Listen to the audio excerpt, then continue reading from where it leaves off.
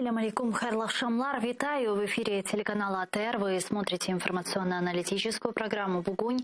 В студии для вас работаю я, Гульсум Халилова. И следующие 55 минут в этой студии с гостями, которые подключатся к нам в режиме онлайн, мы обсудим основные новости и события, которые появились в украинской информационной повестке дня и которые непосредственно касаются временно оккупированных территорий. Я напомню, что мы работаем в прямом эфире на экраны ваших телевизоров. Режиссеры периодически выводят телефоны, вы можете звонить к нам абсолютно бесплатно по Вайберу +3 8067 63 46 130, а также можете присоединяться по скайпу atr.tv, это наш адрес, звоните, задавайте ваши вопросы, нам важен ваш голос.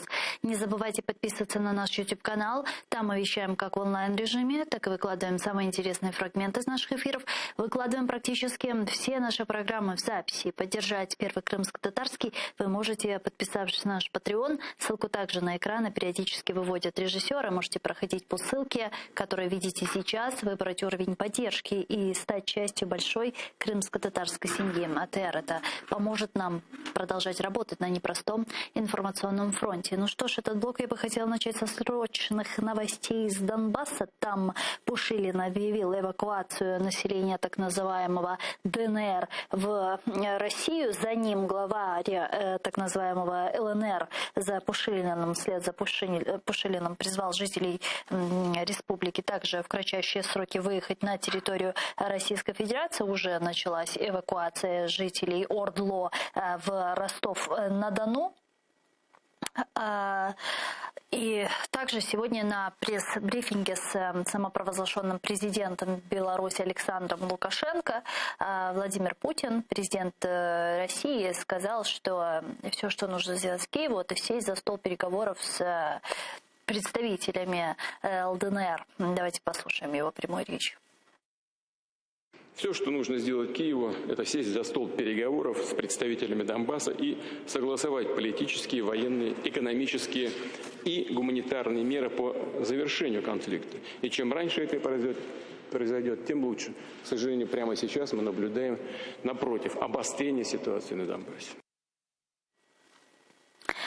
Зараз з нами на прямому зв'язку наш гість Ярослав Божко, голова Центру політичних студій «Доктрина». Пане Ярославе, вітаємо вас. Ассаляму алейкум. Витаю вас. Пане Ярославе, что происходит, на ваш взгляд, на Донбассе? Не выглядит ли это как казус белли?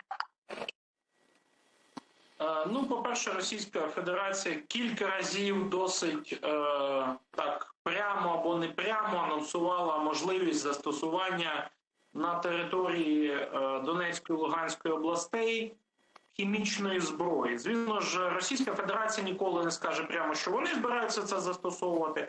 Однак були такі, знаєте, побічні маркери в стилі українська сторона планує застосувати хімічну зброю.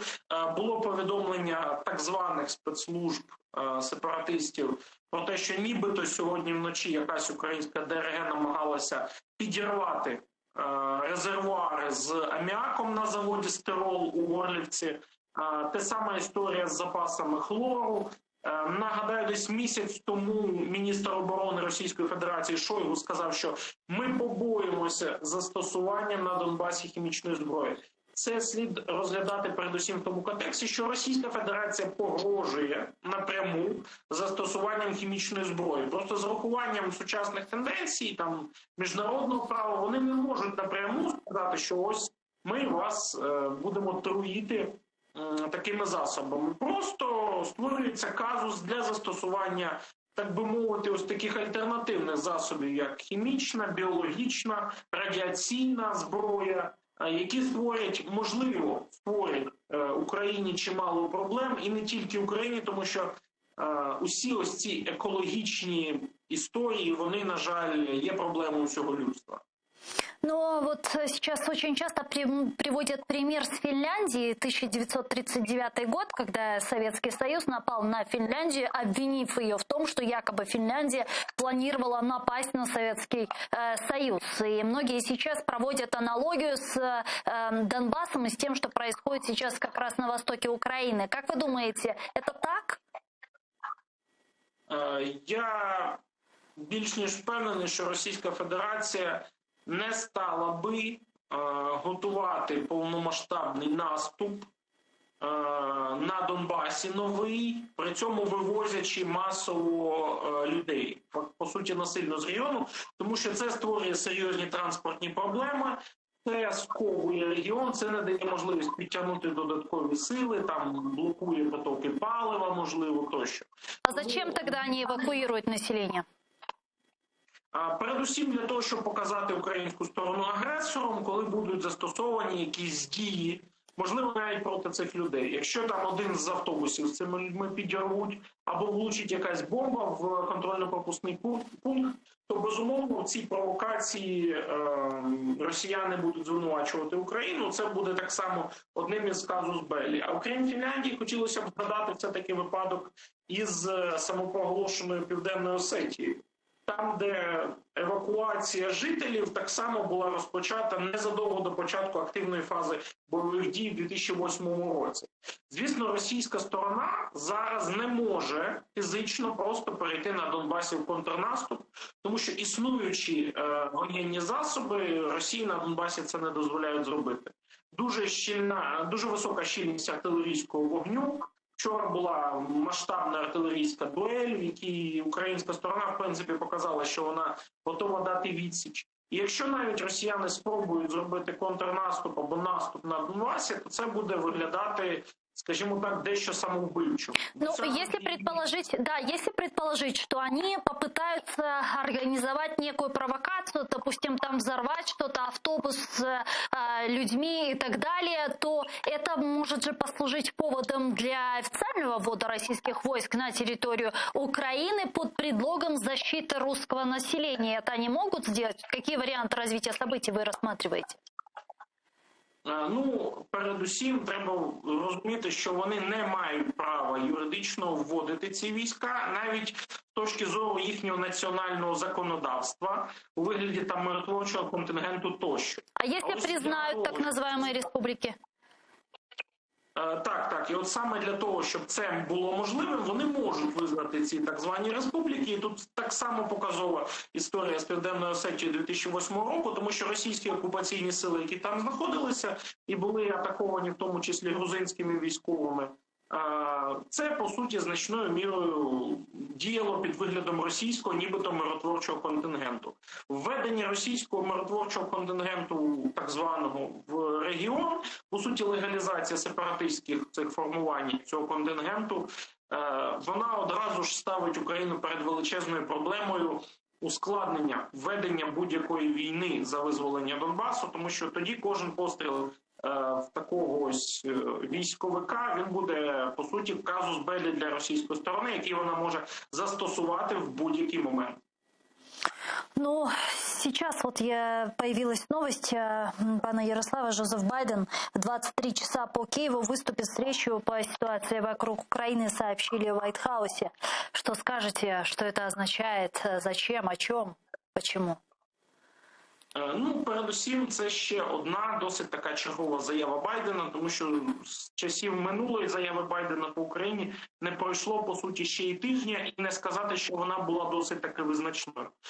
Просто Білий дом, він взяв на себе ось цей функціонал озвучувати певні розвідувальні дані, які отримає американська сторона, щоб створювалося враження, що, по-перше, Сполучені Штати Америки добре поінформовані про плани Росії, знають усе і таким чином випереджують Росію. Тобто вони тим, що вони показують, що вони прекрасно усвідомлені плани, вони роблять їх реалізацію значно складнішою, і з іншого боку вони мобілізують західну суспільно-політичну думку і еліти під можливість введення нових, більш жорстких санкцій у разі нового великого загострення.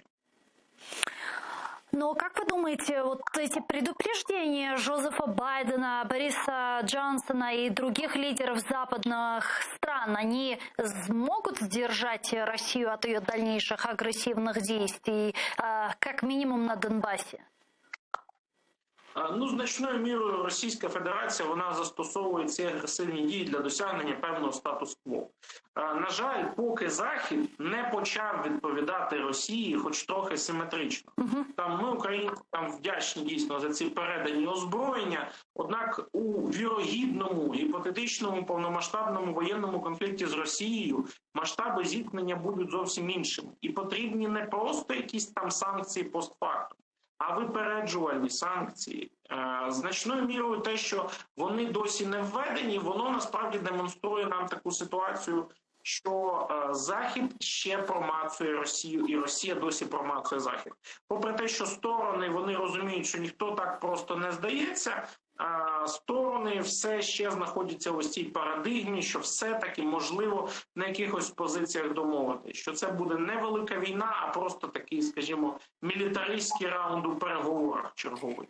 Дякую вам дуже, пане Ярославе. Чухсагол, что в наше время подключились к нам в эфир и ответили на наши вопросы. Ярослав Божко був з нами на прямому зв'язку, голова Центру політичних студій «Доктрина». А сегодня в Германии стартовала Мюнхенская конференция по безопасности 2020, в которой примут участие лидеры более чем 30 стран. Как сообщается, центральной темой в этом году станет обострение ситуации вокруг Украины, связанная с угрозой нового вторжения Российской Федерации в нашу страну. С нами сейчас на прямой связи, прямо из Мюнхена, Микола Волківський, політолог-міжнародник. Пане Микола, вітаємо вас. Селям алейкум. Витаю, селям алейкум. Да, расскажите, пожалуйста, какие у вас последние новости, как стартовала Мюнхенская конференция по безопасности, на каком уровне планируется обсуждение украинского вопроса? Дивіться, вчора неофіційна частина Заходу стартувала, можна сказати, вечірніми такими зустрічами, на яких був присутній і, окрім політичного естеблішменту, також пан Кличко. Ми його помітили, це проходило вже не в самому Байері Шерхоф готелі, де проходить офіційна частина, а такі сайт-івенти. Зараз позаду нас American House, де буквально через 10 хвилин розпочнеться засідання, яке присвячене також темою НАТО, і Україна також буде обговорюватися. Зокрема, хочу наголосити на тому, що з 1999 року Російська Федерація офіційно не представлена на цій конференції. Це за довгий час це вперше таке відбувається. Але тема України, вона розглядається на найвищому рівні. Мене була нагода поспілкуватися з колишнім міністром оборони Сполучених Штатів Джейсом Меттісом близько 3 годин тому. Він ще раз виразив свою підтримку Україні, консолідацію Америки навколо українського питання. Ми знаємо, що завтра також скликається екстрене засідання міністрів закордонних справ Великої Сімки. Ми знаємо, що окрім цього, цьогорічним головуючою країною Великої Сімки є Німеччина. І можна це поєднання засідання Великої Сімки буде з Мюнхенською конференцією. Завтра 16:30 за київським часом Володимир Зеленський проведе онлайн-дискусію на Мюнхенській конференції. Модерувати її буде Крістіана Манпур, журналістка CNN. Ми знаємо, що окрім цього Володимир Зеленський має бути зустріч з Камілою Харріс, і також дуже багато зустрічей, які були присвячені Україні. Сьогодні також будуть заплановані Night Zoom капи, так звані лекції, які будуть проходитися близько 23-ї опівночі за Україною, які також будуть присвячені Україні. Тема України є номер 1. Всі дуже зацікавлені, і якщо вони довідуються, що я з України, дуже багато питань наші іноземні партнери і стейкхолдери запитують, що відбувається в нашій державі. Тому всі консолідуються навколо України, і політики, і бізнесмени, і тема України є дійсно номер 1, я це підтверджую. Какие заявления вы ожидаете в ходе Мюнхенской конференции? Потому что, насколько я знаю, президент Украины Владимир Зеленский также завтра должен приехать на конференцию. Ви знаєте, що до останнього часу, до вчора ще не було офіційного підтвердження, так заявляє Вольфганг Ішингер, що Володимир Зеленський відвідає конференцію, тому що, незважаючи на ті обставини, які зараз в Україні, можливо, навіть щоб не дискредитувати себе в плані того, що Зеленський їде з України там на цю конференцію, але зрештою це дуже важливим є цей крок, тому що він має дуже багато зустрічей заплановано. І ми знаємо, що окрім цього всього, завтра буде відбуватися 5-й так званий український ланч, який організовано фундацією Пінчука. І дуже багато політиків запрошені, зокрема цей колишній очільник Центрального розвідувального управління генерал Петріус і інші.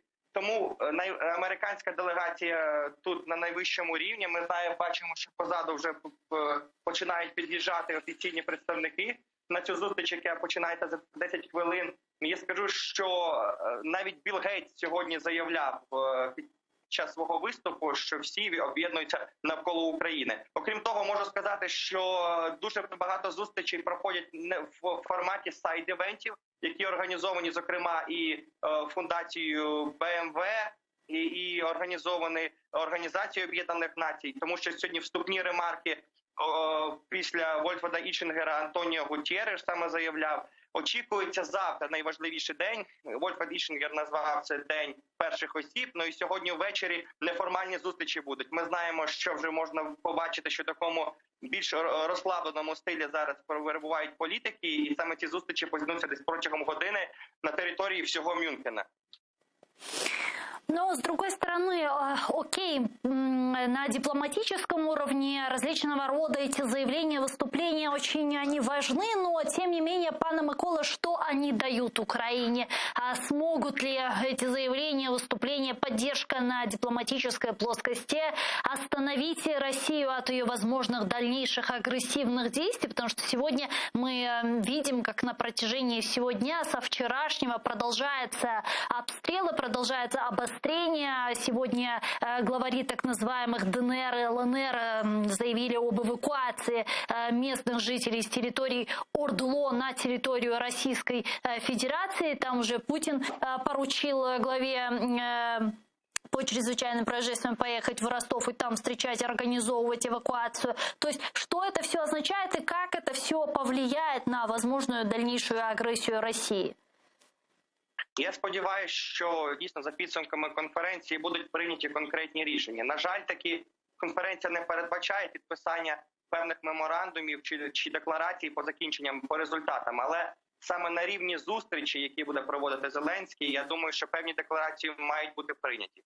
Я не зміг почути жодної офіційної реакції тут з боку представників Російської Федерації, бо їх немає. Але дуже багато представників бізнесу, причому конкретного бізнесу з Російської Федерації тут присутні, і в жодному разі ніхто не підтримує ті дії, які зараз робить Володимир Путін вздовж українського кордону. Тому всі це засуджують, і не тільки західні партнери і світові, а взагалі весь світ. И, пане Микола, вот что еще хотела спросить. Сейчас все говорят о возможном российском вторжении в Украину. И вот несколько минут назад стало известно, что Джозеф Байден, президент США, выступит с обращением в 23:00 по Киеву в связи с ситуацией вокруг Украины. Что это означает для Украины? Как нужно расценивать? Потому что Джозеф Байден совсем недавно выступал с обращением. Вот снова очередное. Что это означает? Так, дійсно, буквально нещодавно я також почув це від представників американського пулу журналістів і експертів, що буде ця офіційна заява. Також, я думаю, цю заяву стосовно України зможе сьогодні озвучити Каміла Харріс. Побачимо, що саме буде йти, про що буде йти мова, але якихось конкретних дат я не можу називати, тому що ми знаємо, що дуже багато засобів масової інформації з різних країн світу невдало вгадали, там, наприклад, коли може бути реальна російська агресія початися. Ми маємо війну з Російською Федерацією впродовж 8 останніх років, але зараз дійсно більше засобів масової інформації всього світу сконсолідувалися навколо України і боротьби, і війни з Російською Федерацією. Тому я сподіваюся, що його риторика буде за підтримку України, але реально конкретних якихось дат я б не очікував від очільника Білого дому. Дякую вам дуже, пане Микола. Чухсагол, что наше время. Подключились к нам в эфир и ответили на наш вопрос. Микола Волкевский був з нами на прямому зв'язку, политолог-международник. А тем временем министр обороны Украины призвал жителей временно оккупированных регионов Украины не верить пропагандистским тезисам Кремля в украинском наступлении. Наша армия только обороняется, сказал Резников. Также не подтвердил заявление российской стороны об отводе войск. Сейчас идет перемещение сил и средств, сказал министр обороны. Я предлагаю послушать вам цитату. Укотре наголошую, Україна посилює свою оборону, але у нас немає наміру учиняти жодні силові дії стосовно ОРДЛО чи Криму. Ми будемо рухатися політико-дипломатичним шляхом, бо там наші громадяни, і ми не будемо наражати їх на небезпеку. Звертаюсь до мешканців Луганська, Донецька, Алчевська, Горлівки, Ясинуватої та інших міст. Люди, не бійтеся, не Україна ваш ворог, а ті, хто начебто хоче захистити вас від України. Не вірте чуткам про український наступ. Українська армія готова до будь-якого розвитку подій щодо оборони. Секретарь Совета национальной безопасности и обороны Алексей Данилов заверил, что в настоящее время полномасштабная военная операция со стороны России не наблюдается, но есть провокации, которыми хотят заставить Украину отстреливаться. Якщо йдеться про повномасштабну операцію стосовно нашої країни, ми такого не бачимо. Що ми наразі бачимо? Ми бачимо провокації з боку РФ, які вони чинили постійно, але сьогодні була зухвала масована провокація. Яка мета? Мета, щоб ми почали військовим шляхом відповідати потужно. Для того, щоб нас обвинуватити у тому, що ми причетні до того, що вони хотіли б, щоб розгорнулося на нашій території. Главнокомандующий Вооруженных сил генерал-лейтенант Валерий Залужный отмечает, что любой ущерб, причиненный людям или объектам инфраструктуры на временно оккупированных территориях, является провокацией. За інформацією, що надходить з ОРДО, у деяких населених пунктах на тимчасово окупованій території, зокрема в Донецьку, планується евакуація місцевого населення у зв'язку із можливим загостренням. Офіційно повідомляємо, Збройні сили України неухильно дотримуються мінських домовленостей та норм міжнародного гуманітарного права. Не планують жодних наступальних операцій чи обстрілів мирних мешканців. Наші дії мають винятково оборонний характер. Відповідальність за ситуацію на тимчасово окупованих територіях несе держава-окупант Російська Федерація. Президент России Путин поручил временно исполняющему обязанности главы МЧС срочно вылететь в Ростовскую область для создания условий для размещения беженцев. Кроме того, Путин поручил выплачивать каждому прибывшему в Ростовскую область беженцу из Донбасса 10 тысяч рублей. С нами сейчас на прямой связи Василь Мокан, народний депутат України, фракція «Слуга народу», голова підкомітету з національно-патріотичного виховання. Пане Василю, вітаємо вас. Ассаляму алейкум. Доброго вечера. Доброго вечера. Пане Василию, только что услышали заявление последнее, которое прозвучали за поребриком из уст президента России Путина. Сегодня стало известно, что эвакуируют жителей оккупированных территорий, из оккупированных территорий граждан Украины на Ростовскую область. Об этом заявили главари так называемых ДНР и ЛНР. Что происходит, на ваш взгляд? Это казус белли или нет? Очевидно, що готується фактично підґрунтя для того, щоб звинуватити начебто Україну у провокаційних обстрілах, провокаційних якихось дестабілізаційних моментах на території ОРДЛО. Це частина плану Кремля для того, щоб якимось чином у майбутньому близькому чи більш віддаленому, але звинуватити саме нашу державу у провокації ситуації і звинуватити нас в ескалації. Це класична провокаційна тактика, яку Російська Федерація використовувала і попередні роки і на інших територіях. І вона насправді, цей план, цей сценарій відомий як нашій владі, як нашим чиновникам і відповідальним за обороноздатність і безпеку нашої держави, так і українській розвідці. І я думаю, що це все, що ми спостерігаємо вчора, масовані обстріли, терористичні акти на прифронтових територіях контрольованої частини Донбасу, і те, що сьогодні відбувається, ці заклики і до евакуації, і вивезення дітей, жінок, і всі інші суміжні з цим процеси – це частина цього сценарію. Російська Федерація зараз не може собі дозволити під міжнародним тиском і заготовленими санкціями до прямого вторгнення від свого імені, тому вона шукає способи, як легалізувати і дестабілізувати ситуацію за рахунок таких от провокацій и таких вот сценариев. А как давайте попробуем смоделировать, какой сценарий развития событий на данном этапе наиболее вероятный? Вот они объявили уже об эвакуации жителей ОРДЛО на территорию России в Ростов-на-Дону. Сейчас в Госдуме России приняли, как известно, несколько дней назад обращение к Путину о признании независимости так называемых ДНР. То есть что дальше? Каким следующим шагом может быть действие Российской Федерации и непосредственно самого Путина? Как вы видите развитие событий?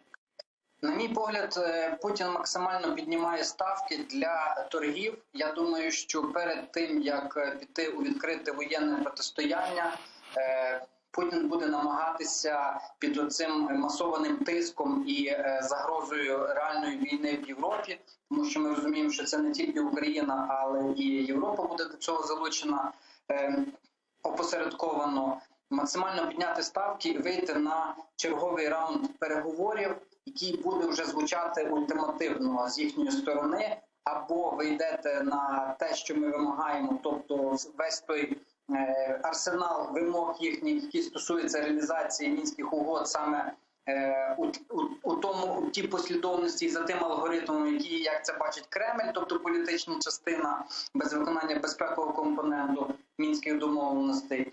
Друге, це те, що мають бути якісь гарантії з боку неучасті країн НАТО і по озброєнню України і допомоги. Ну, відомий арсенал, так?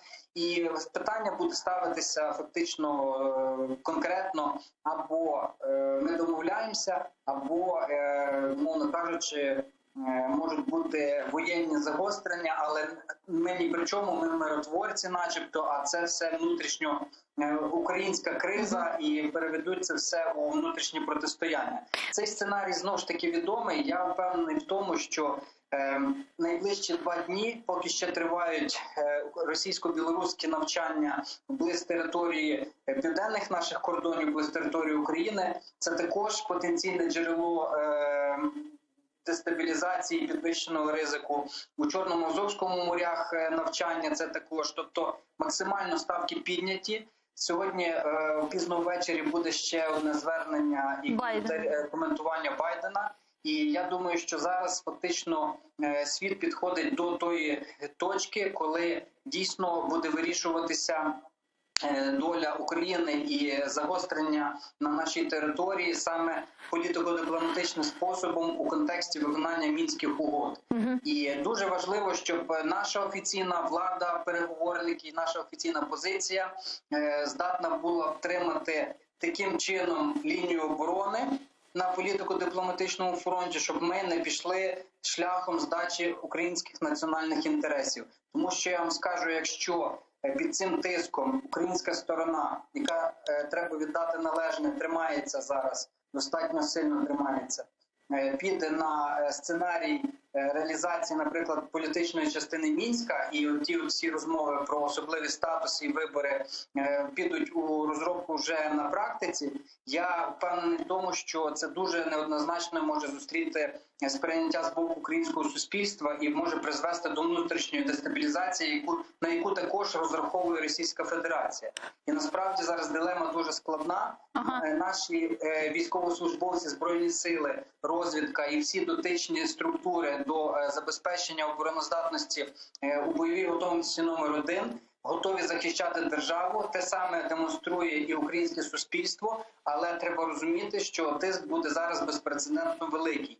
І в тому числі це не тільки з боку Російської Федерації, в тому числі ми бачимо сигнали колективного тиску, більш м'якшого, але тим не менш і з боку інших країн. То есть вы считаете, что все это для того, чтобы заставить Украину имплементировать Минские соглашения в трактовке России? Я вважаю, що Путіну набагато вигідніший сценарій створити таку максимально дестабілізуючу ситуацію і загрозу війни для того, щоб максимально підняти ставки і добитися поступок і певних гарантій, і певних бонусів у напрямку виконання мінських домовленостей у політичній частині, аніж прямо воювати. Але тим не менш є й інші сценарії, тобто те саме звернення Держдуми до президента, давши пас і знову ж таки піднявши ставки по визнанню так званих ЛДНР, це також інший сценарій, який у випадку нереалізації першого сценарію означатиме, що може бути визнано так звану незалежність цих псевдореспублік, і це буде означати фактично вихід з Мінських угод, офіційний вихід, і це може означати, що дуже висока ймовірність прямої воєнного протистояння и эскалации. То есть как это может быть? Как это может быть? Давайте попробуем смоделировать. Если Россия признает независимость так называемых ДНР и ЛНР, то что происходит? Они могут зайти уже официально. Понятно, что они говорят, что их там нет, но на самом деле есть. Они могут зайти официально на территорию ДНР, так называемых ДНР и ЛНР под предлогом защиты русского населения, да, и то есть так это может произойти?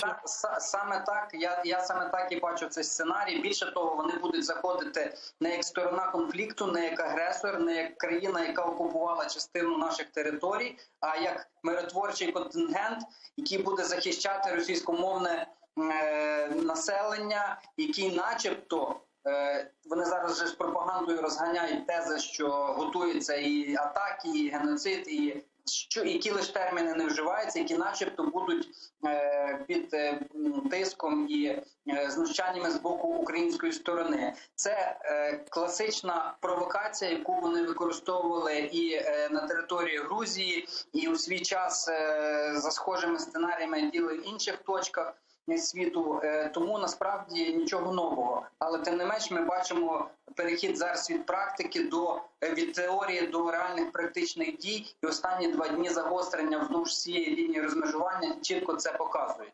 Але я ще раз хочу наголосити, з моєї точки зору, зараз максимально підняті ставки. Чому я говорю про 2 дні? Тому що 20 число, 20 лютого – це така дата, коли закінчується російсько-білоруське навчання, коли закінчується Олімпіада у Пекіні, коли насправді називаються потенційні можливі дати загострення і підвищеного ризику з 20 по 22 лютого стосовно даних західних розвідок по широкомасштабному вторгненню. Мені здається, що ці дні вони є дуже ключовими і дуже складними для нашей державы. Ну, если предположить, что Россия будет осуществлять такой сценарий развития событий, не будет ли это считаться дальнейшей агрессией, актом агрессии со стороны Российской Федерации, о котором предупреждают наши западные партнеры России? Будет ли именно это или именно эскалация на Донбассе расценена со стороны наших западных партнеров как очередной акт агрессии, в результате чего те введут очень жесткие смертоносные санкции для экономики, против экономики России? То есть какой реакции со стороны Запада в таком случае стоит ожидать?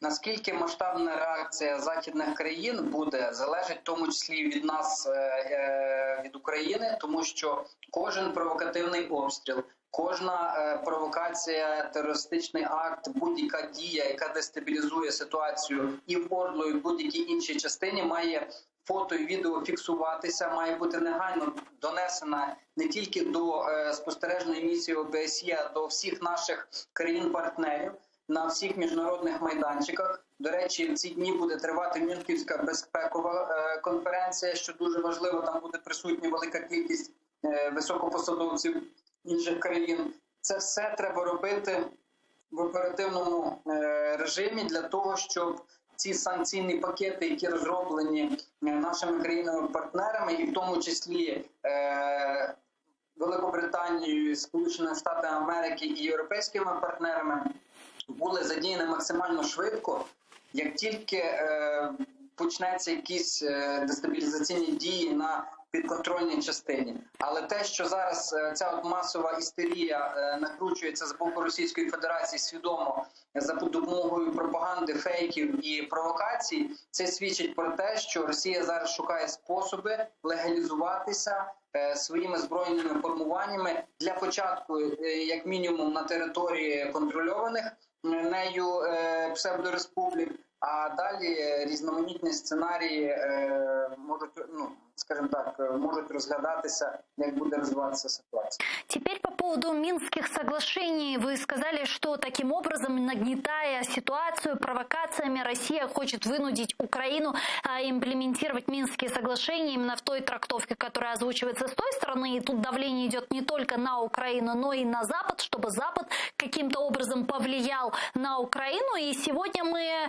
четко услышали это из уст Путина, который на пресс-брифинге с Лукашенко четко сказал, что Киев может это все легко решить, просто нужно сесть за стол переговоров с представителями ДНР и ЛНР, мы их называем, естественно, террористами. Но в таком случае, пане Василю, может ли вообще в этом вопросе быть какой-то компромисс с украинской стороны? Как нам правильно было бы действовать? Как правильно действовать как по парламентской линии, по правительственной и по президентской?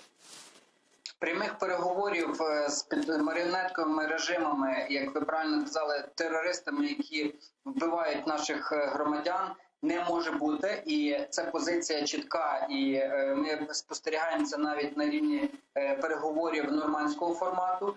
І я не думаю, що навіть цей максимальне нагнітання і тиск, який зараз є, він змусить піти на цей крок. Тому що я ще раз хочу наголосити, це абсолютно не сприймається українським суспільством. Подивіться будь-яку соціологію. І така офіційна позиція вже неодноразово декларувалася на офіційному рівні. Але що мається на увазі? Росія хоче з цієї історії вийти як третя сторона і не бути стороною конфлікту, а бути миротворчою країною, яка начебто хоче помирити всередині України дві ворогуючі сторони. Це, знову ж таки, м'яко кажучи, не просто маніпуляція, це цинізм, це саме натуральний цинізм, який вона хоче легалізувати за допомогою таких от переговорів. Плюс наголошуючи на тому, що там треба проводити вибори, плюс наголошуючи на тому, що треба давати особливі статуси і права цим територіям, і таким чином легалізувати такі квазі-утворення, з їхньої точки зору, такі, знаєте, прототипи суб'єктів федерації, які матимуть змогу потім впливати на зовнішню і внутрішню політику нашої державності. На мій погляд, реалізація такого сценарію – це капітуляція, на мій погляд, це становить реальну загрозу нашій державності. Тому я дуже хочу закликати всіх, хто дотичні зараз до будь-яких міжнародних переговорів, по-перше, пам'ятати, що реалізація будь-яких домовленостей в першу чергу буде залежати і від Верховної Ради України, з якою треба на постійній основі зараз проводити консультації, не ігнорувати, а навпаки об'єднувати зал навколо спільного алгоритму захисту нашої територіальної цілісності і суверенітету. А по-друге, знати, що національні інтереси – це перше, з чого треба виходити при будь-яких домовленостях. Я на даному етапі не бачу можливості реалізації мінських домовленостей у тому алгоритмі, який пропонується Російською Федерацією і до якого стимулюють зараз Україну. Я вважаю, що це просто практично неможливо буде реалізувати.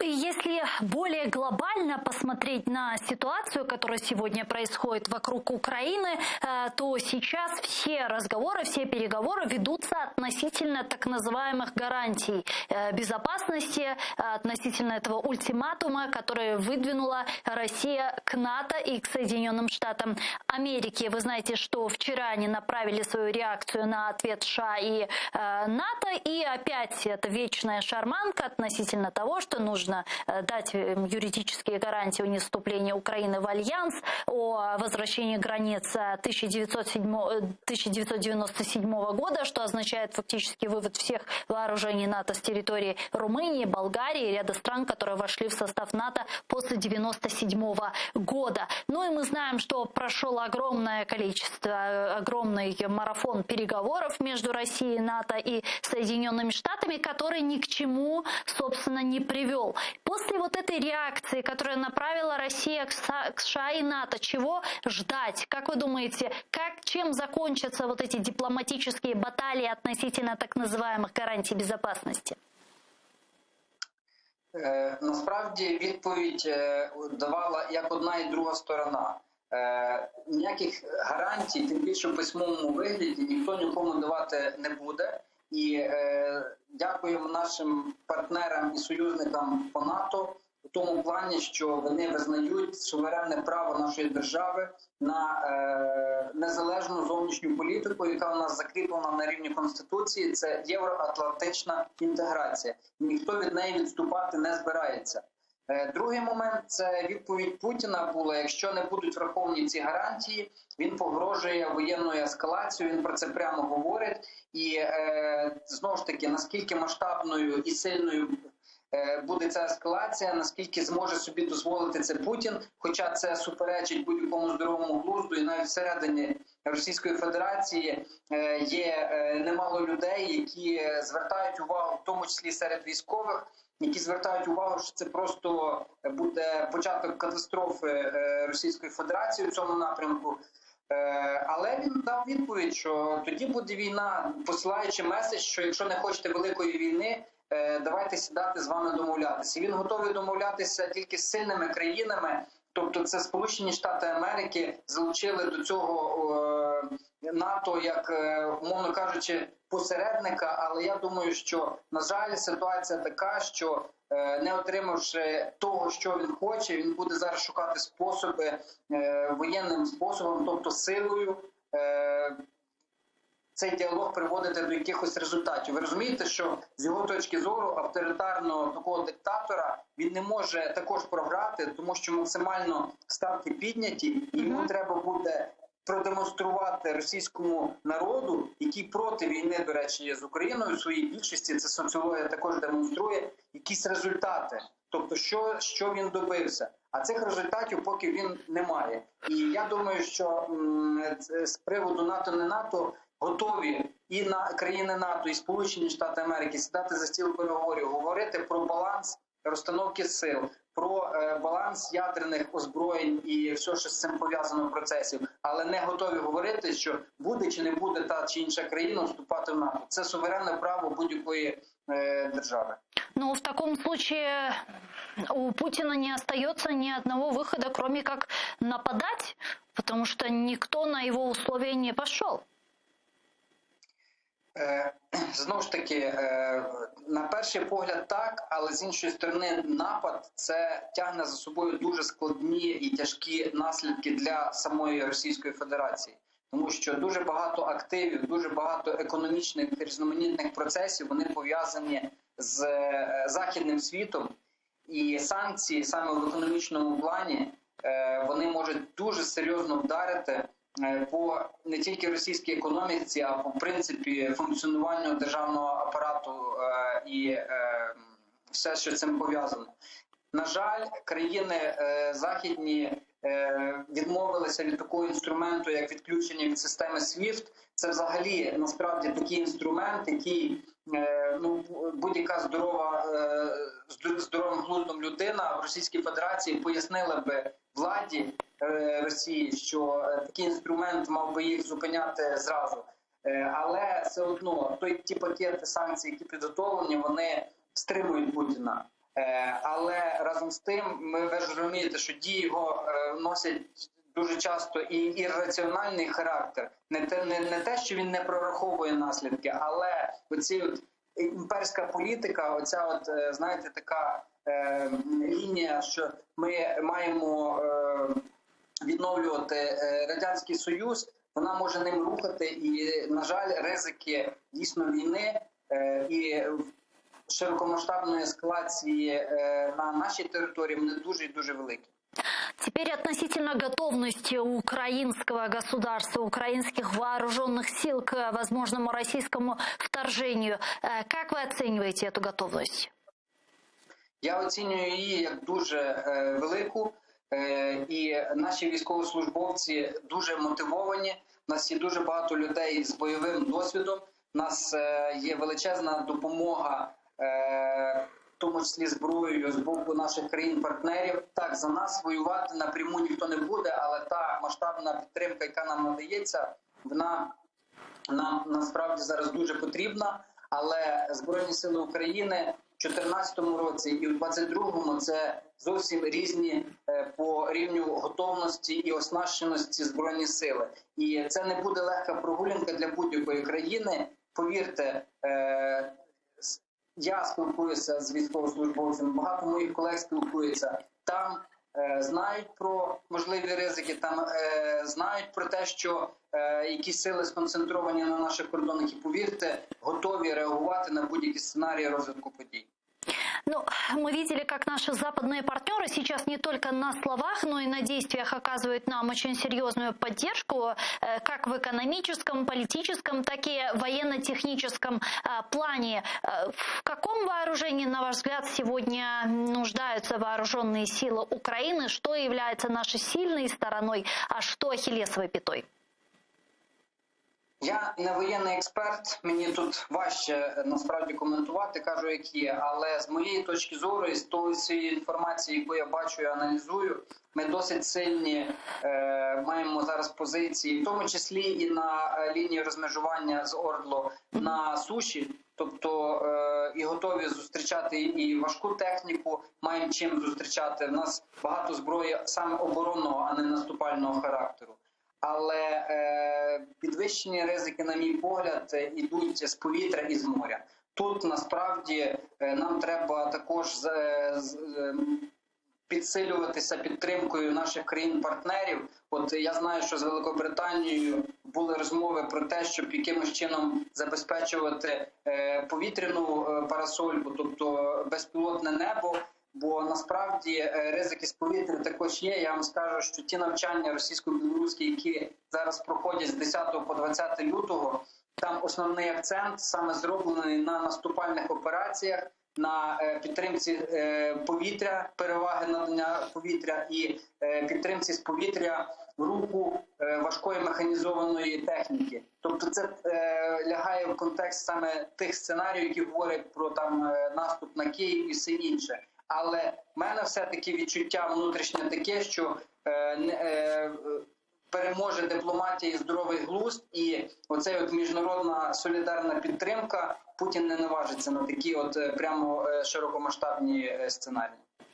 Дякую вам дуже, пане Василю. Чухсаглну, что нашли время, подключились к нам в эфир и ответили на наши вопросы. Василь Мокан, народний депутат України, фракція «Слуга народу», був гостем був з нами на прямому зв'язку. А я с вами не прощаюсь, мы сейчас прерываемся буквально на 5 минут, а после вернемся в эту студию и продолжим информационно-аналитическую программу «Бугунь». Но прежде всего не забывайте подписываться на наш YouTube-канал и ставить лайки. Там мы вещаем как в онлайн-режиме, так выкладываем самые интересные фрагменты из наших эфиров. И поддержать Первый Крымско-Татарский вы можете, подписавшись на наш Patreon. Ссылку также на экраны периодически выводят режиссеры. Можете проходить по ссылке, выбирать уровень поддержки и стать частью большой крымско-татарской семьи АТР. Это поможет нам продолжать работать на непростом информационном фронте. Информационная программа «Заман» сейчас продолжает наш эфир, а после мы вернемся в студию. Не пропустите. Корушкевич.